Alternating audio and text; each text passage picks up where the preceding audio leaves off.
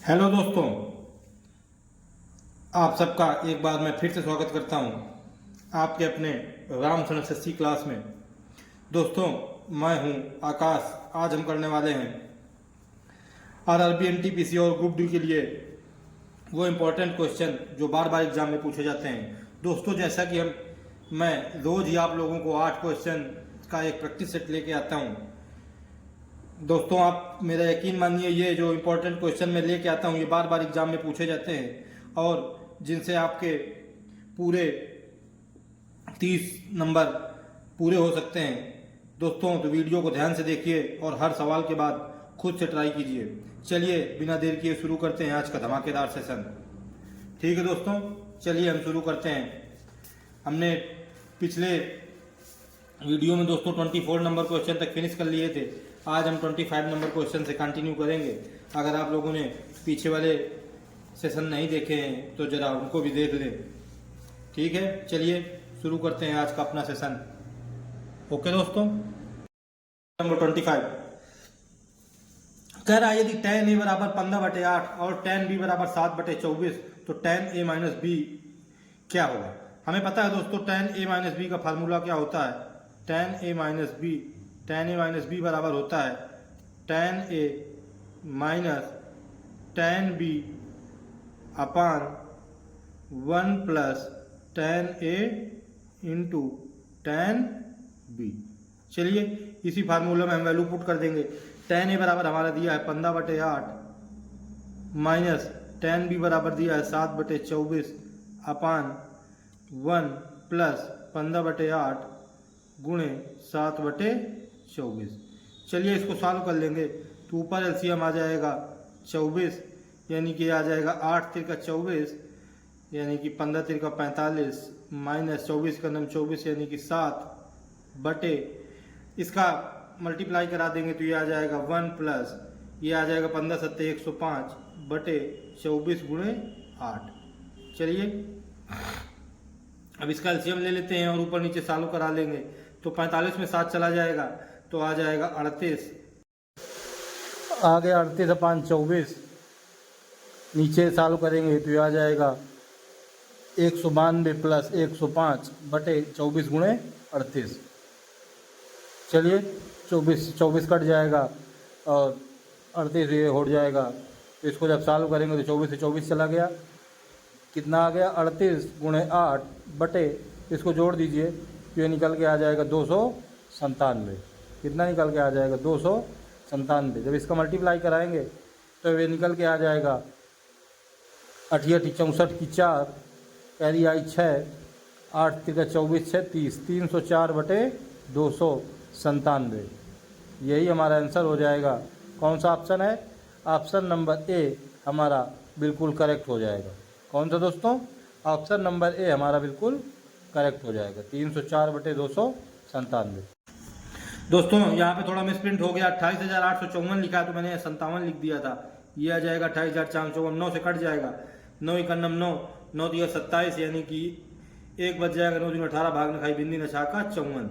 ये निकल के आ गया 3206 बटे 458। चलिए 2 से काट दीजिए, 2 16 32 2 0 0 2 3 6 2 दूनी 4 2 दूनी 4 2 नहीं 18। अब ये आ गया 6 3 9 1 10 2 2 9। सीधे सीधे इससे काट दीजिए तो ये आ जाएगा कितने बार दोस्तों जाता दिख रहा है 209 9 7 63 शायद 7 बार जाएगा दोस्तों। तो ये निकल गया, कितना निकल के आ गया? निकल के आ गया 7। यही हमारा आंसर हो जाएगा। ऑप्शन नंबर सी हमारा बिल्कुल करेक्ट हो जाएगा। ठीक है, 229 का जब 1603 में डिवाइड करेंगे तो 7 निकल के आ जाएगा। यही हमारा आंसर हो जाएगा। ठीक है दोस्तों, देख लीजिए क्वेश्चन नंबर 27 कह रहा है बताइए 0.018 के ऊपर बार है, क्वेश्चन मार्क का सही विस्तार क्या है। दोस्तों जब हमें ऐसा दिया होता है तो हम इसको क्या करते हैं, ये जो 18 ऊपर बार लिखा है इसके नीचे 99 और जो ये 0 साइड में लिखा है इसको 0 बढ़ा देंगे। ये जैसे लिखा है 0.018 के ऊपर बार। अब हम अगर बार हटाएंगे तो जिसके ऊपर बार लिखा होता है उसको सेम टू सेम लिख लेंगे और बार के नीचे 9 और 9 और जो बार के पहले संख्या दी है वहाँ पे 0 लिख देते हैं। चलिए हम इसको सॉल्व कर लेते हैं। 9 से काट दीजिए, 9 दूनी 18 9 11 9 99 1 0। यानी कि आ जाएगा 2/110, यानी कि निकल के आ गया 1/55। ठीक है दोस्तों, यही हमारा आंसर हो जाएगा 2/110, यानी कि 1/55। यही हमारा आंसर हो जाएगा। ऑप्शन नंबर ए हमारा बिल्कुल करेक्ट हो जाएगा। ठीक है दोस्तों, देख लीजिए आप लोग, सही सवाल है दोस्तों, आप लोग देखिए तो जरा इसको।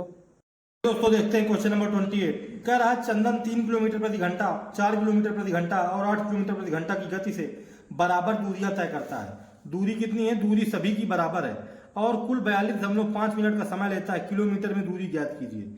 चलिए, हमने मान लिया कि किलोमीटर में दूरी है d, समय बराबर होता है दूरी बटे चाल, यानी कि d बटे 3 किलोमीटर प्रति घंटा पहले प्लस d बटे 4 किलोमीटर प्रति घंटा बाद में प्लस d बटे 8 किलोमीटर प्रति घंटा, ये तीसरी गति, बराबर कुल कितना समय लेता है? 42.5 मिनट का।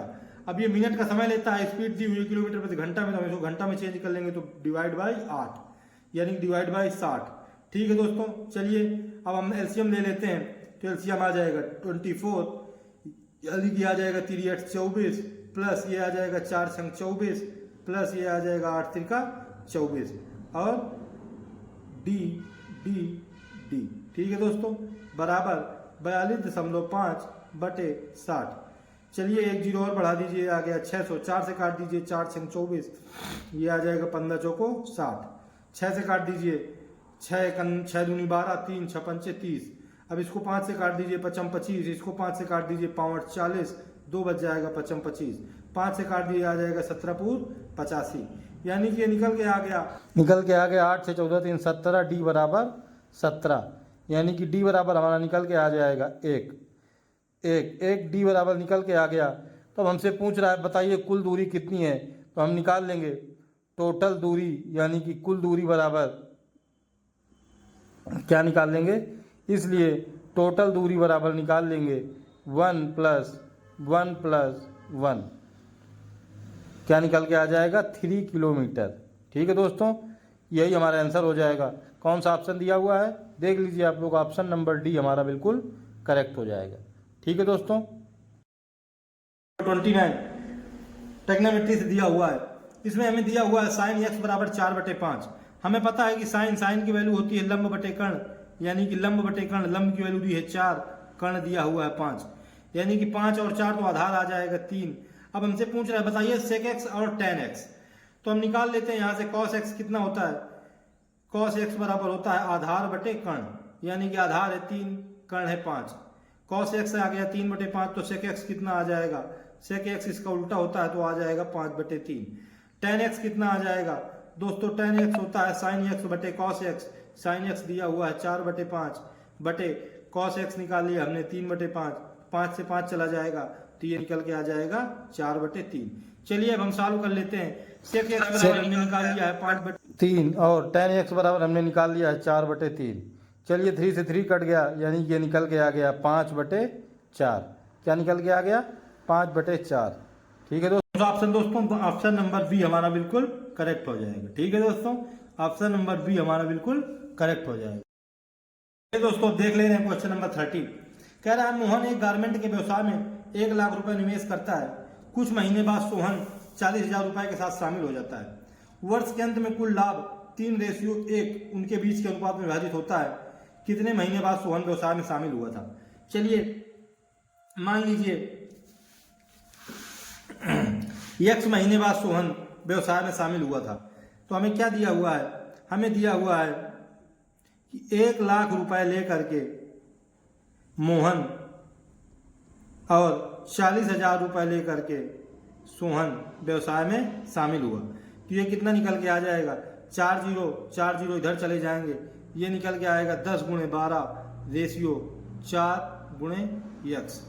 और हमें वर्ष के अंत में कुल लाभ कितना दिया हुआ है, हमें लाभ दिया हुआ है 3:q, ATQ। According to the question क्या दिया हुआ है, दिया हुआ है 10 × 12 बटे 4 × x बराबर 3/1।